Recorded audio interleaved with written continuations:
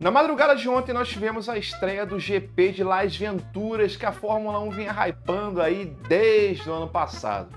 As coisas não começaram bem para o GP, mas com uma corrida melhor do que muitos esperavam, incluindo essa pessoa que vos fala, o domingo acabou de certa forma salvando o evento de ser uma tragédia, assim como, é claro, eu vou salvar a sua segunda-feira de também ser uma tragédia, graças ao nosso preço. E quem também tá prontinho para te salvar é o pessoal da Kaspersky. Se você clicar no link aqui embaixo e usar lá no carrinho o cupom LUGERO com tudo maiúsculo, você vai poder proteger o seu dispositivo por 1 ano por menos de R$4 por mês. E aquele papo de que antivírus é pesado, vai atrapalhar a performance do seu PC, nada disso tem com a Kaspersky, porque eles sabem como é importante para você ter o máximo de proteção e também o máximo de desempenho. Então não perde tempo, tá? Clica no link aqui embaixo, usa o cupom LUGERO, tudo maiúsculo, e aproveita a promoção para manter o seu dispositivo totalmente protegido, beleza? Sem o formato sprint, lá na sexta-feira, a gente deveria ter só 2 treinos livres e nada de muito especial. O problema é que ninguém, nem a Fórmula 1, estava contando com uma surpresinha já nos primeiros minutos de treino que causaria uma grande dor de cabeça. Com menos de 10 minutos do primeiro treino, o Comic Sans já estava com o carro parado no canto da pista e a gente, é claro, já estava também preparado para dar aquela gastada no carro lá da equipe do Pocotó. Só que, na realidade, o motivo desse incidente foi que simplesmente uma tampa de bueiro se soltou e atingiu a parte de baixo do carro do espanhol, causando muitos danos. Ou seja, a Fórmula 1 encheu o paddock de gente famosa e achou de verdade que as tartarugas ninjas não iam comparecer também? Santa tartaruga, né? Por conta disso, a direção de prova acabou cancelando a sessão para consertar o problema desse bueiro e também conferir a situação de todos os outros, né? Só que todo esse trabalho acabou levando muito mais tempo que o planejado e o segundo treino foi adiado em mais algumas horas.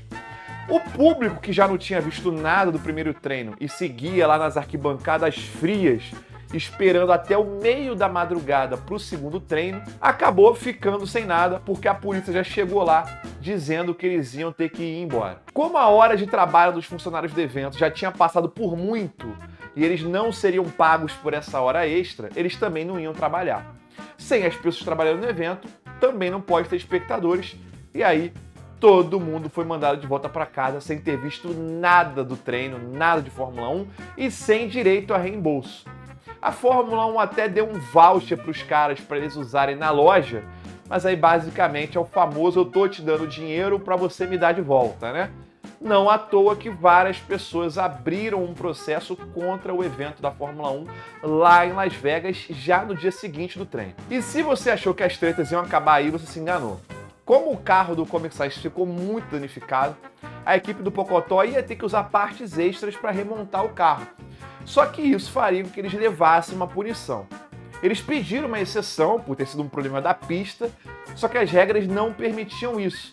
Então a Fórmula 1 fez uma votação com todas as equipes e caso todos aceitassem, então eles estariam liberados. Todas aceitaram, exceto uma, a Mercedola. Como eles estão brigando com a equipe do Pocotó pelo P2 nos construtores, o Lobo Toto voltou contra e por isso o Comic Sans tomaria as 10 posições no grid. Depois do treino 2, com meia hora a mais para compensar a falta do primeiro, e o treino 3, a gente finalmente chega no quali.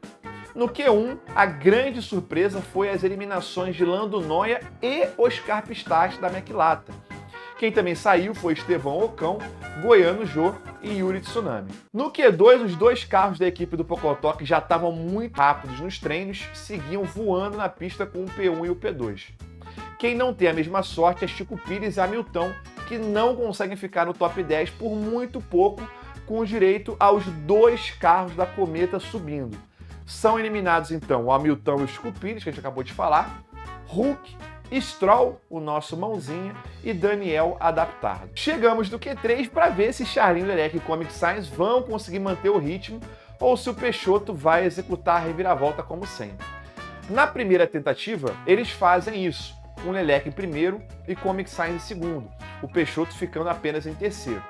Na segunda e final tentativa, o Peixoto não consegue melhorar a volta e acaba ficando pelo caminho.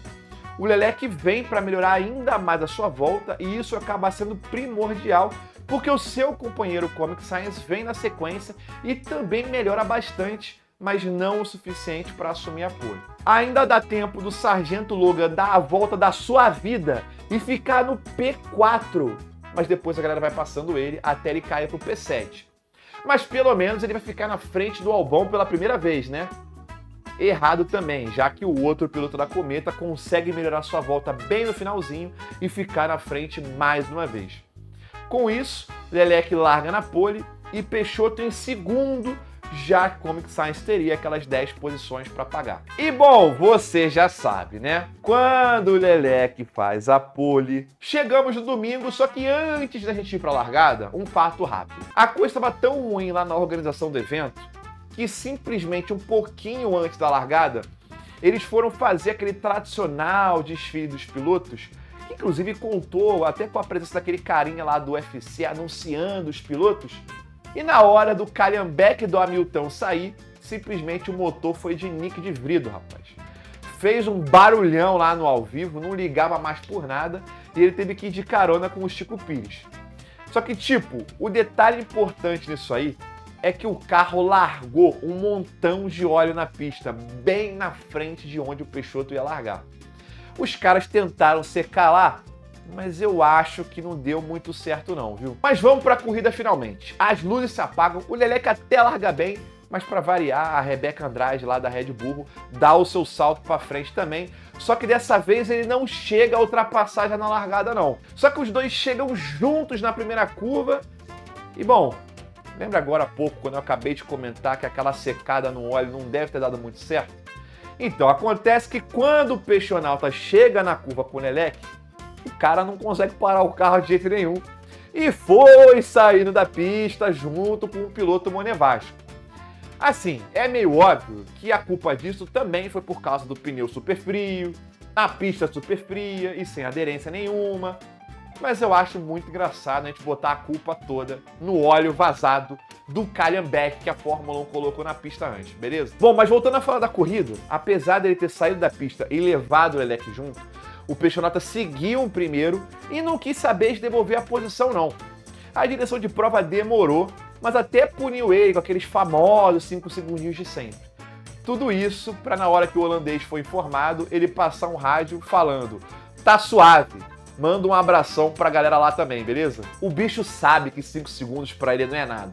Ele até deu uma gastada na direção de prova, mano. E nessa primeira curva da pista de gelo, ainda deu tempo, logo depois da largada, do jovem Alonso perder o controle do carro, rodar e dar um selinho na Alfa Romeo do Galoches, que freou de repente e acabou prejudicando a asa dianteira do Chico Pires que vinha logo atrás. Quem também se lascou foi Comic Sans, que também meteu o Beyblade, assim como o jovem Alonso, logo depois de perder a freada e tocar levemente no carro de Lewis Hamilton. Na volta 3, ainda antes da gente sequer ter digerido tudo que tinha acontecido na largada, eis que do nada, Lando Norris aparece no muro com o carro bem danificado e a direção de prova chamando um safety car. No replay, a gente viu que ele perdeu o controle do carro sozinho no meio da curva, deu uma baita pancada no muro e foi se arrastando até o final lá na área de escape. Foi um acidente bem estranho e ele disse numa entrevista que tinha sido por conta de um desnível na pista que ele pegou com os pneus frios. Com a corrida reiniciada, finalmente vamos, ter uma corrida de verdade começando. Chico Pires e Comic Sans vêm lá de trás novamente, tendo que escalar o pelotão. E quem já tinha largado lá de trás, mas se aproveitou de toda a confusão, foi Oscar Pistache, que já estava em 8º depois de passar nesse Kevinho, e agora ia para cima de Sargento Logan, que estava começando a engatar o R de rapidão. Com 16 voltas de corrida, eis que Peixoto não só não tinha sumido lá na frente, como todo mundo achou que ia acontecer, como o Leleque já estava no DRS dele e vinha para fazer a ultrapassagem. O piloto holandês já tinha passado um rádio antes reclamando para a equipe dos pneus e estava se preparando para ir para os boxes. Só que o piloto do Pocotó não quis saber. Abriu a asa e lá no final da retona mergulhou por dentro e reassumiu a ponta. Todos foram fazendo as suas trocas e o Chico Pires, que tinha parado lá no começo, se segurava na ponta com o Leclerc no P3 logo depois dele ter parado. Então eis que na volta 25, o Peixoto, que estava em quinto depois de ter feito a sua parada e recuperado algumas posições, agora vai para cima de Jorge Russo. Ele coloca o carro por dentro, mas os dois chegam juntos numa curva bem apertada e acabam se chocando. Nesse toque, Peixoto tem a asa danificada e várias partes ficam pela pista. Por conta disso, a direção de prova chama outro safety car para que eles pudessem limpar essa bagunça aí. Quem se dá bem com isso é Chico Pires, né? Porque ele ainda precisava fazer uma parada, porque ele tinha parado muito cedo, mas acaba fazendo a outra troca nessa hora e ficando junto com a galera da frente. Além disso, o Peixoto, que estava lá no P5, P4, mas tinha que tirar uma diferença legal ainda para a galera da frente, acaba ganhando de presente também essa chance de se juntar com o pessoal e com os pneus novos de novo. Na relargada, o Leclerc até consegue dar uma escapadinha e o Peixoto tenta ir para cima do Oscar Piastri, mas não consegue passar e ainda vê o australiano da McLaren meter uma ultrapassagem para cima do Pierre Gasly e assumir a terceira posição. Só que a vantagem do Leclerc não ia durar muito, porque apenas algumas voltas depois, Chico Pires consegue chegar nele, abrir a asa e fazer a ultrapassagem por dentro para reassumir a ponta na corrida. Mas também não durou muito, porque algumas voltas depois, novamente, e foi a vez de Leclerc dar o troco da mesma forma, abrindo a asa e passando por dentro no final da retona. E aí, se você acha que a coisa ia ficar tranquila daqui, então você achou errado. Porque se o Peixoto estava passando mal lá com os pneus médios, ele estava voando com os pneus duros.